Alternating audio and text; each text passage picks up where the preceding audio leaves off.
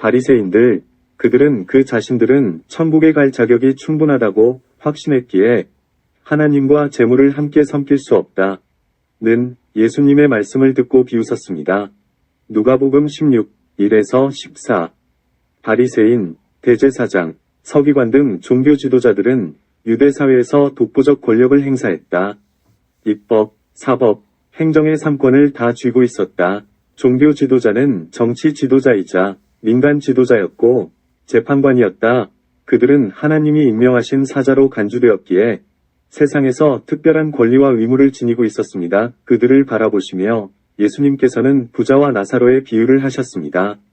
어떤 부자가 있었는데 그는 언제나 가장 비싼 자색 옷을 입고 매일 호화스럽게 살았다. 한편 그 집 대문 앞에는 나사로라는 몸에 상처투성이인 거지가 부자의 음식물 쓰레기라도 얻어먹으려는 동안 개들이 와서 나사로의 상처를 핥아먹을 정도였다. 어느 날 그 거지가 죽어 천사들에게 이끌려 아브라함의 팔에 안겼다. 부자도 죽어 땅에 묻혔다. 사람들은 그의 호화로운 장례식과 성공한 인생을 부러워했지만 그의 영혼은 끝없는 형벌과 고통이 있는 뜨거운 불못에 떨어졌습니다. 세상에서는 유명했던 부자의 이름이 천국의 생명책에 없었기 때문입니다. 요한계시록 20장 15절. 누구든지 생명책에 기록되지 못한 자는 불못에 던져지더라. 히브리서 9장 27절. 한 번 죽는 것은 사람에게 정해진 것이요 그 후에는 심판이 있으리니. 누가복음 10장 20절. 그러나 귀신들이 너희에게 항복하는 것으로 기뻐하지 말고 너희 이름이 하늘에 기록된 것으로 기뻐하라 하시니라.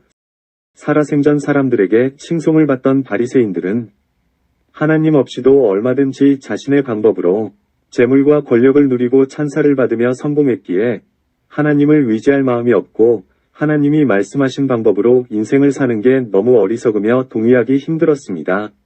게다가 자신의 재산과 권력을 누구와 나눈다는 것은 상상하기도 싫었습니다. 마가복음 10장 25절. 약대가 바늘귀로 나가는 것이 부자가 하나님의 나라에 들어가는 것보다 쉬우니라. 그러나 거지 나사로가 죽자 하나님은 천사를 보내 그의 영혼을 천국으로 인도해 아브라함의 품에 안기게 했습니다. 하늘에서는 거지 나사로가 하나님이 아시는 존귀한 사람이었기 때문입니다. 나사로는 고난의 인생에서 단 하루도 하나님이 없으면 살 수 없고 하나님이 아니면 자신이 할 수 있는 건 아무것도 없음을 알았기 때문에 하나님만 의지하고 보잘것없는 자신의 기도를 듣고 계시는 하나님께 감사하고 자고 일어날 때마다 하나님을 찾으며 하나님으로부터 평안을 얻었습니다. 거지 나사로의 이름은 생명책에 기록되어 있었습니다. 마태복음 5장 3절. 심령이 가난한 자는 복이 있나니 천국이 저희 것이며. 요한복음 1장 12절. 영접하는 자, 곧 그 이름을 믿는 자들에게는 하나님의 자녀가 되는 권세를 주셨으니. 지옥불에 떨어진 부자는 저기 저 높은 곳에 아브라함이 보이고 거지 나사로가 그의 품에 안겨있는 것을 보았습니다. 부자는 죽어서도 나사로의 안위 따위는 알 바 아니고 하인이어야 했습니다. 그래서 부자는 나사로를 이쪽으로 보내시고 나사로를 보내실 때는 나사로의 손가락에 물을 찍어서 이리로 보내서 자신의 혀에 물 한 방울만 적실 수 있도록 해달라고 애원합니다. 그러자 아브라함은 너는 생전에 호사를 누렸지만 나사로는 죽어서 이제야 위로를 얻고 있다고 했습니다. 더군다나 지옥과 우리 사이에 큰 구렁텅이가 놓여있어 가고 싶어도 여기서 그쪽으로 오고 갈 수 없다고 했습니다. 그러자 부자는 그러면 거지 나사로를 시켜 아직 살아있는 나의 형제 5명에게 보내서 그들만큼은 여기 오지 말도록 전하게 하라고 했습니다. 아브라함은 그것은 아니고 모세와 선지자들이 기록한 성경 말씀이 있으니 언제든지 그들이 듣고자 하면 들을 수 있다고 했습니다. 그러자 부자는 그건 아닙니다. 그런 성경 말씀으로는 절대로 부족해요. 죽은 자가 가서 얘기를 해야 저들이 모두 회개할 수 있다니까요. 이에 아브라함은 성경을 믿지 않는다면 죽은 자가 가서 천국과 지옥을 얘기한다고 한들 그들은 믿지 않을 거라고 답했습니다.